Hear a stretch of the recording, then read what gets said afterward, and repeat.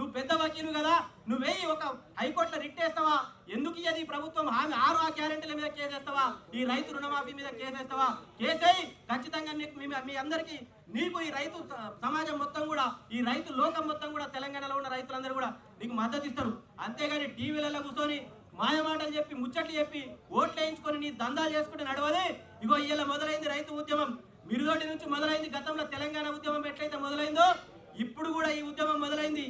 ఈ ఉద్యమంలో ఖచ్చితంగా బీజేపీ నాయకులు కూడా వచ్చి రైతులకు మద్దతు ఇవ్వకుంటే, రైతుల పక్షాన నిలబడకుంటే ఈ ఉద్యమంలో మీరు కూడా కొట్టుకపోతారు. కాంగ్రెస్ వాళ్ళు ఎట్లయితే కొట్టుకపోతారో మీరు కూడా గట్లే కొట్టుకపోతారు. రానున్నటువంటి స్థానిక సంస్థల ఎలక్షన్లో మీరు చెప్పిన మాయ మాటలు ఖచ్చితంగా ఈ రైతులందరూ కూడా వింటున్నారు, చూస్తున్నారు, ప్రత్యక్షంగా వాళ్ళ కష్టాలు అనుభవిస్తున్నారు. కాబట్టి రానున్నటువంటి కాలంలో మిమ్మల్ని కాంగ్రెస్ పార్టీ నాయకులను ముఖ్యంగా మాయ మాటలు చెప్పుకుంటూ అయ్య పేరు ఎడగొట్టి తిరుగుతున్న చెరుకు శ్రీనివాసరెడ్డిని మాత్రం ఏ ఊర్లో